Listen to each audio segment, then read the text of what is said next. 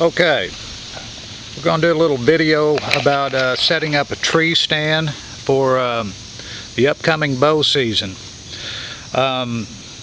If you're an experienced bow hunter or if you're a new bow hunter, the one thing that you got to always remember is if you're going to kill a deer, you have to have three things to do it. You have to have water, which is in front of me. There's a nice lake over here. You got to have food. I got a cornfield out over here. And you got to have cover, because deer have to have a place to bed down in. This spot here that I'm hunting out of is ideal because it's got all of these ingredients located in one spot. And I'm going to tell you right now, if you can find a place like this and you set your tree stand up strategically, you're going to do well. I think I killed 3 deer out of this stand last year.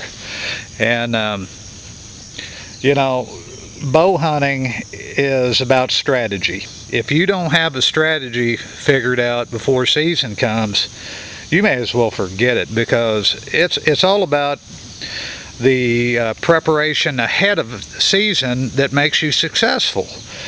I'm going to give you a little insight on how I set my stands up and the way, why I do it the way I do, and why it pays off for me so much. I mean, right down here, I killed a deer last year, and I killed one there and one there. What I do is I tuck these deer stands back into the timber a little way, and I have it to where I can see out. I come ahead of time, and you know, I've had my stand here for a few years now, and I've been hunting here, and I've just been tearing deer up for years out of this stand, and I cut these holes here. You can see where I can shoot, but you can also see that I have trees in the way that help seclude me. See this little hole in front of me here I can shoot out of, and there's one here, and there's a little hole right there when they come walking by. Here's another hole. There's another hole. I need to get out here and do a little trimming, which maybe I'll get out here this evening or tomorrow. But you get set up right, and that's most of the game right there. Just having your stand in a strategic spot.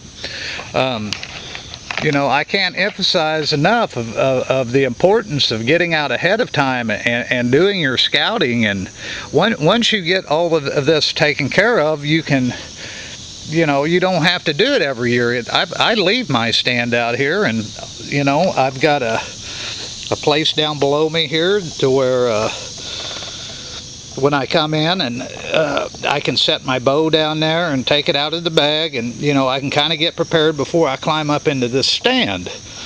I got my rope here that I pull my bow up with, and, you know, it's just simple logic to get everything done ahead of time. You know, you don't wait until 3 days before bow season comes in and go out and try to get everything set up. I get my stuff set up months in advance.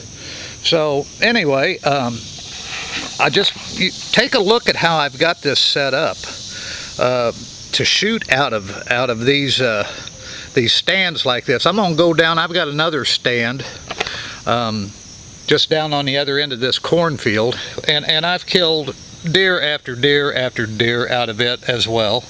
But I'm gonna go down there and climb up there, and I'm gonna do another little video on it and let you see how I've got it cut out. But I'm telling you, if you get your stand set up in a good spot, and if you know, use a little, put your thinking cap on and think like a deer thinks, you know, you're going to be able to harvest a lot of deer, you know, and that helps fill up your freezer. And like on my other videos, you see why I do it is because, you know, I like to eat good, and I like to eat cheap if I can.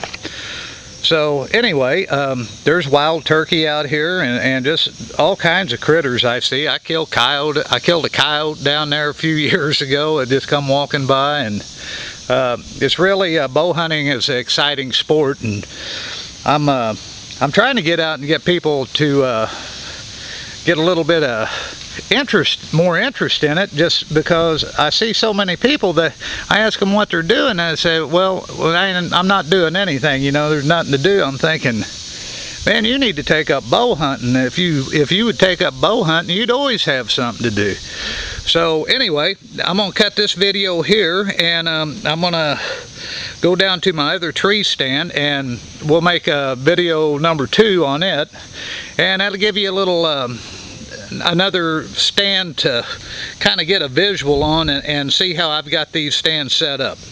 So I'll be talking to you again on the next video.